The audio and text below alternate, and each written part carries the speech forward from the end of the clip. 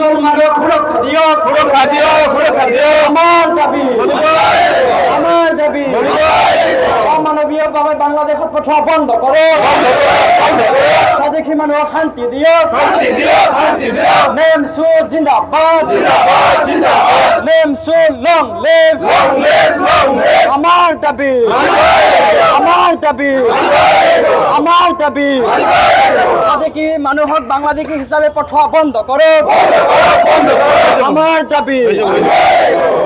দে হ'ব বাইতলো। ভাৰতীয় মুছলমানসকলক বাংলাদেশীৰ নামত যি অত্যাচাৰ কৰিছে তাক আমি নিন্দা জনাইছোঁ, তাক আমি ধিক্কাৰ দিছোঁ।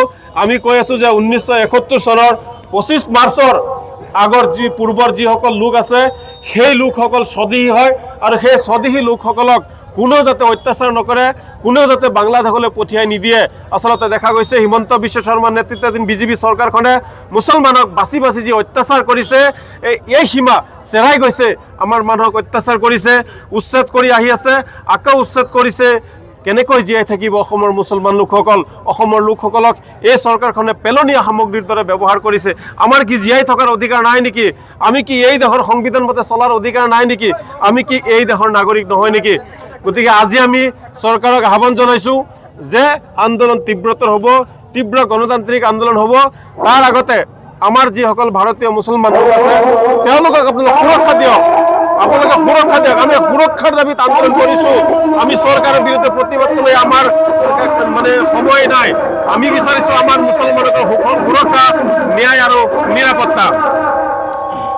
সুৰক্ষা দিয়ক, মুসলমানক সুৰক্ষা দিও, সুৰক্ষা দিয়ক, সুৰক্ষা দিয়ক। আমাৰ দাবি, আমাৰ দাবি অমানবীয়ভাবে বাংলাদেশত পঠোৱা বন্ধ করো, স্বদেশী মানুহক শান্তি দিও, শান্তি দিয়ক, শান্তি দিয়ক। নেম সু জিন্দাবাদ, জিন্দাবাদ, জিন্দাবাদ। নেম সু long live, Long live, long live. আমার দাবি, আমার দাবি, আমার দাবি স্বদেশী মানুহক বাংলাদেশী হিসাবে পঠোৱা বন্ধ কৰো, আমাৰ দাবি।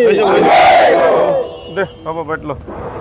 ভাৰতীয় মুছলমানসকলক বাংলাদেশীৰ নামত যি অত্যাচাৰ কৰিছে তাক আমি নিন্দা জনাইছোঁ, তাক আমি ধিক্কাৰ দিছোঁ।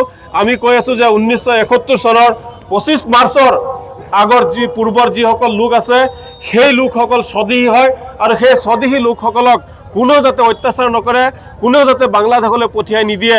আচলতে দেখা গৈছে হিমন্ত বিশ্ব শৰ্মাৰ নেতৃত্বাধীন বিজেপি চৰকাৰখনে মুছলমানক বাছি বাছি যি অত্যাচাৰ কৰিছে এই সীমা চেৰাই গৈছে। আমাৰ মানুহক অত্যাচাৰ কৰিছে, উচ্ছেদ কৰি আহি আছে, আকৌ উচ্ছেদ কৰিছে। কেনেকৈ জীয়াই থাকিব অসমৰ মুছলমান লোকসকল?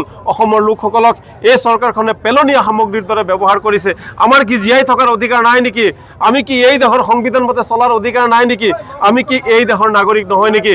গতিকে আজি আমি চৰকাৰক আহ্বান জনাইছোঁ যে আন্দোলন তীব্ৰতৰ হ'ব, তীব্ৰ গণতান্ত্ৰিক আন্দোলন হ'ব। তাৰ আগতে আমাৰ যিসকল ভাৰতীয় মুছলমান লোক আছে তেওঁলোকক আপোনালোকে সুৰক্ষা দিয়ক, আপোনালোকে সুৰক্ষা দিয়ক। আমি সুৰক্ষাৰ দাবীত আন্দোলন কৰিছোঁ। আমি চৰকাৰৰ বিৰুদ্ধে প্ৰতিবাদ কৰিবলৈ আমাৰ সময় নাই।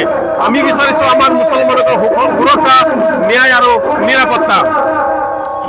যিকোনো খবৰৰ বাবে যোগাযোগ কৰক 7099017330 লগতে 7099017110 নম্বৰত।